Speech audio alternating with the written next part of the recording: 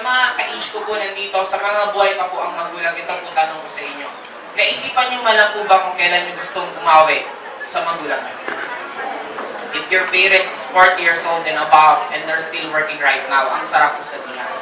Mama, Papa, magkano po ang sweldo nyo buwan-buwan? Dudoblihin ko na po. Mag-resign na po kayo sa trabaho nyo. Mag-enjoy na po.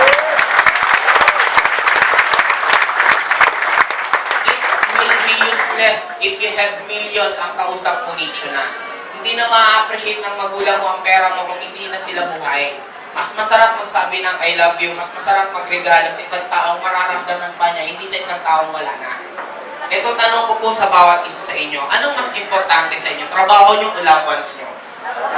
Di ba ang bilis naman natin loved ones? Ito tanong ko po, nung may PTA meeting yung anak mo at niyaya kang umattend ng meeting, anong sagot mo? Anak, pasensya na, may trabaho si mama. Nung niyaya ka ng anak mo biglaan mamasyal, anong sagot mo? Anak, may trabaho si mama, pasensya na. Uulitin ko ang tanong, anong mas importante? Trabaho mo o loved ones mo? Sa may mga trabaho kong nandito ngayon, kung nanghihingi ka pa po ng pera sa magulang mo, kilabutan ka naman po. What's the purpose of waking up early, working out 8 hours a day, going home late, pagod na pagod ka tuwing umaga, tuwing hapon, tuwing gabi, araw-araw ka nagpupuyat, para saan? Para manghihingi ng pera. I do believe kaya ka nag-work, dapat ikaw nang nagbibigay ng pera, hindi ikaw ang nanghihingi. Sa mga kaedad ko pong nandito, china-challenge ko po kayo. Mamaya pag uwi nyo sa bahay nyo, antayin nyo yung magulang nyo matulog. Pag nakita nyo yung magulang nyo tulog na, tingnan nyo yung mukha. Pag yung mukha nila hindi na po maaliwalas, nahihirapan na po yan sa buhay nila. And I do believe, being their children, it is our obligation na tapusin na yung paghihirap ng mga magulang natin. Na tayo na lalo pag lalakas ang global warming, lalo pa kung todo ang init o todo ang lamig. Kahit sobrang todong init, kung ang magulang mo binigyan mo ng sasakyan, hindi na po siya masyadong maiinitan. Di ba mas masarap na mamasyal yung magulang mo, meron siyang sariling sasakyan, nirigaluhan mo. Guys, ang point ko lang, may nagsabi sa akin, money is not the most important thing in this world. Totoo po yun. Pero take note, the lack of money affects the most important thing in this world. The moment wala kang pera, everything will stop. Titigil ang daloy ng tubig sa gripo nyo, titigil ang kuryente sa bahay nyo, titigil ang supply ng pagkain sa rep nyo, the moment wala ka pera. Ang point ko lang, tanungin nyo lang sarili nyo, bakit gusto nyo ba talagang yumaman? Ako na po mismo magsasabi sa inyo, hindi po mahirap yumaman. Kaya lang po tayo nahirapan yumaman kasi we're thinking na after graduate po natin ng school, yayaman na po tayo. Ang problema po kasi sa school, lahat lang po siya basic. Hindi po talaga siya, the moment pinag-aralan mo, pinarir mo to, hindi ibig sabihin nun yayaman ka. Bakit? Kung talagang effective ang school, sana lahat ng nagtuturo mayayaman? Eh, ang worst case scenario, yung mga nagtuturo, wala din pera. Kaya normal ang mga estudyante na gumagraduate, wala din. Kaya careful ka dapat. Sabi nga, parang ganito, gusto mong yumaman, makikinig ka kasi hindi mayaman. O bakit ayaw nakikinig sa kanila? Wala pong no offense, man. Wala pong sinasabing anything bad, ang pinag-usapan lang natin pera. Ang point ko lang, if you want to become rich, makinig ka sa mayayaman. Kung gusto mong maging magaling na worker, makinig ka po sa school.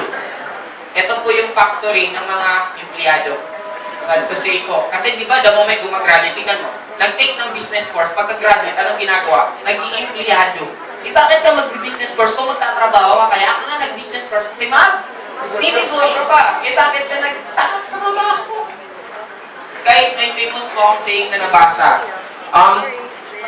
If our economy is up, there are people who makes money and there are people who don't. If our economy is down, again, there are people who makes money and there are people who don't. Magising na po tayo sa katotohanan. Mag-iisang taon na po yung bagong presidente natin. Kahit ilang presidente pa po ang umupo, kahit lahat po ng presidente sa buong mundo paupuin mo sa Pilipinas, hindi po nila tayo papayamanin. Wala pong ibang magpapayaman sa atin, hindi po sila kung hindi sino. Sarili po natin. Kung pinanganak ang mahirap, hindi mo kasalanan yan. Pero pag namuhay at namatay kang mahirap, ikaw na po ang may kasalanan yan. Bakit? Ang daming opportunity na binigay sa atin, it's only up to us. You just choose your vehicle. You can walk, you can drive, you can fly, going to your dreams. Ako, naging practical lang po ako. Gusto ko mag-fly. Bakit? Ang hirap po. Ang hirap i-enjoy yung yaman pag sobrang tanda mo na. Tama, hindi mo na may enjoy yung yaman mo pag matanda ka na. Mas masarap maging mayaman na bata pa. Kaya guys, sina-challenge ko po kayo. Kung nagawa ko na magpalaki ng grupo sa Bicol na we're one of the poorest regions sa buong Philippines, kami pa po yung stopover ng bagyo sa Pilipinas. In short, nag-courtesy call po ang bagyo sa amin. Kung may bagyo sa Pilipinas, dadaan po talaga sa amin. Ganun po kaganda yung lugar namin.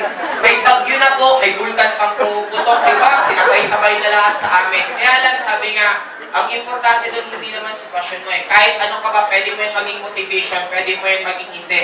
Ang point ko lang, naging motivation sa akin yung sitwasyon namin.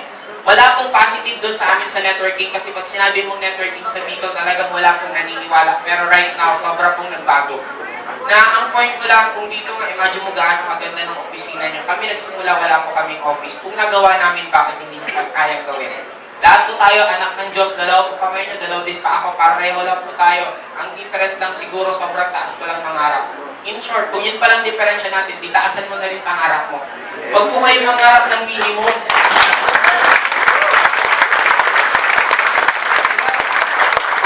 Sabi nga, ang problema po sa atin, hindi naman dahil sa hindi natin nakuha ang pangarap natin. Ang pinaka-problema sa tao, sobrang baba ng pangarap mo at nakuha mo. Diba, ano pangarap karami? Magkaroon ng trabaho. Imagine mo, magkaroon, hindi man lang kung magkano yung kinikita. Ang point ko lang po, kaya natin gawin kung anong gusto natin. We just need to believe. Huwag po kayong maniniwala sa mga naglagay ng siling sa ulo po natin, sasabihin ang hindi kaya yaman, imposible yun. Baka sa kanila imposible yun, pero hindi ibig sabihin kung imposible sa kanila, hindi ko rin kaya. Nakigets nyo? Kaya guys, again po, this is Joseph Lim. Good morning po and thank you po.